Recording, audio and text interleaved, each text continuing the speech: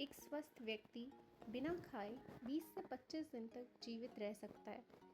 इंसान बिना पानी के 2 से 4 दिन तक जीवित रह सकता है, मगर केवल कुछ मिनटों में बिना हवा के जीवित नहीं रह सकता। इसी को हम लोग रूल ऑफ 3 कहते हैं।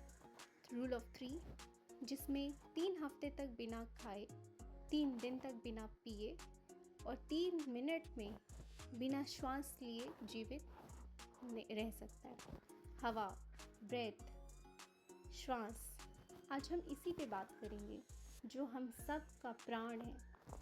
आयुर्वेद कहता आ रहा है, और अब ये बात साइंटिफिक लेवल पर भी प्रूव किया गया है कि जिस व्यक्ति की सांस गहरी होती है उस व्यक्ति के स्ट्रेस में जाने के चांसेस कम होते हैं। आज से लगभग 5000 ईसा पूर्वी पातंजल योग सूत्र, तैत्तिरीय उपनिषद ये जैसी ग्रंथों में ये 7 चक्र हैं जो बताए गए हैं। मूलाधार, जो कि हमारे स्पाइन के बेस में होते हैं। स्वादिष्ठान, नाभि के कुछ नीचे। मणिपुर, नाभि के कुछ ऊपर। अनाहत, जो हमारे हार्ट के पास होता है। Vishuddha, at the centre of chest. Ajna, between eyebrows. And Sahasra, at the top of head. इन 7 चक्रों को जो बैलेंस करता है, इन कुंडलिनी जागृत करने का जो तरीका है वो है हमारा श्वास। हम श्वास किस तरीके से और कितनी गहराई से लेते हैं, उनके क्या हम श्वास के लिए प्रयत्न करते हैं, उससे हमारा कुंडलिनी जागृत होता है, जिससे हमारे जीवन के कई रहस्य खुलते हैं। जब हम प्राणवायु को जानने लगते हैं तो न सिर्फ हमारी ज़िंदगी बल्कि हमारे ज़िंदगी जीने के तरीके में भी बदलाव ला सकते हैं। आज साइंटिफिक लेवल पे हम सबको न्यूरल सिस्टम पता है। सभी नर्व्स जो स्पाइनल कॉर्ड से निकल रहे हैं, जिसमें आते हैं motor nerves, sensory nerves, autonomic neural system. Motor nerves carry करता है commands from and spinal cord to the other parts of the body. Sensory nerves जो हमारे बॉडी पार्ट से ब्रेन तक कमांड्स कैरी करता है।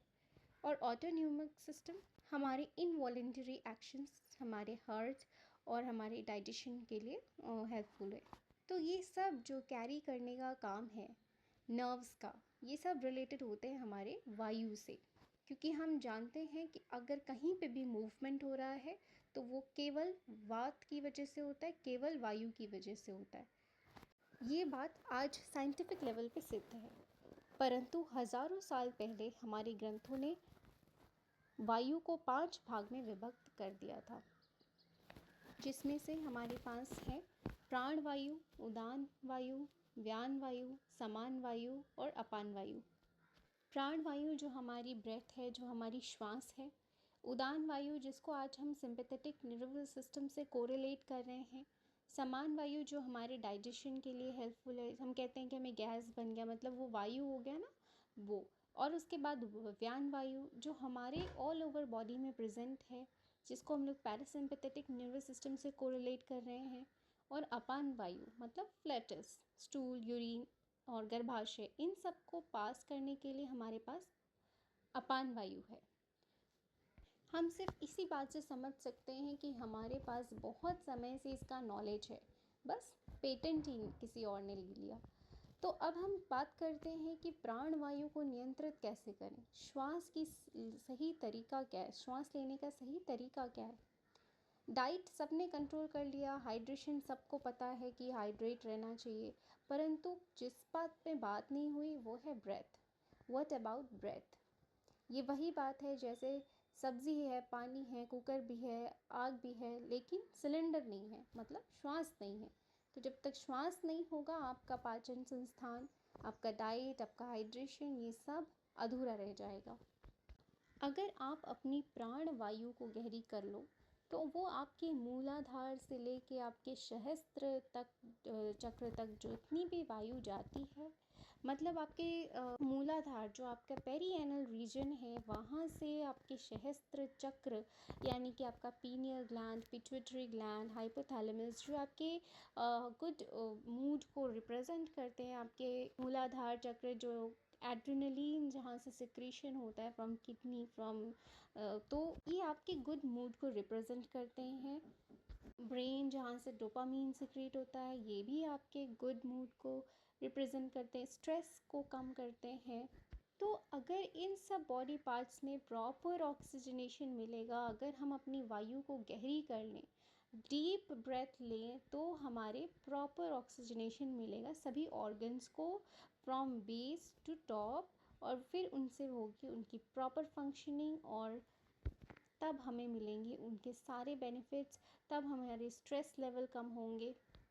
और एक और बात इससे रिलेट होती है, जैसे मैं आपको बताती हूँ, एक कुत्ता, डॉग, जो कि 1 मिनट में कितनी बार श्वास लेता है, वो पैंटिंग करता है, वो 1 मिनट में लगभग 150 बार श्वास लेता है, वो बहुत ज़्यादा तेज़ी से श्वास ले रहा होता है। और दूसरी तरफ हमारे पास है टॉर्टोइज, टर्टल, जो 1 मिनट में केवल 2 से 3 बार श्वास ले रहा होता है। इसी तरीके से आप समझो कि जो साधु है, जो माउंटेन्स में तप करते, जिनकी उम्र लगभग 100 से 150 साल तक भी जाती है, उनकी श्वास की गति भी हमारी गति से अलग होती है। हमारी नॉर्मल रेस्पिरेटरी रेट क्या है 1 मिनट में। इन सब बातों का जो वैलिडेशन है, वो न सिर्फ स्पिरिचुअलिटी देती है, ये बात आयुर्वेद और अब मॉडर्न साइंस भी कहता है कि अगर आप अपनी सांसों को लंबी और गहरी करते हैं, तो उससे आपके सेल डीजनरेशन का जो प्रोसेस है वो स्लो डाउन होता है, which ultimately leads to slowing of your ageing process. आज हम सब बात करें कोलाजन पे और बाकी चीज़ों पे, लेकिन जो उसका मेन कॉज है which is the cell degeneration, उसको स्लो डाउन करने का प्रोसेस है आप अपनी श्वास को कंट्रोल करें, श्वास को बेहतर करें with the use of pranayama. And बहुत सारे योगा हैं जो आपकी श्वास पे काम करते हैं। हम सब जानते हैं there is a fifth dimension, तो according to fifth dimension there is no time, no space.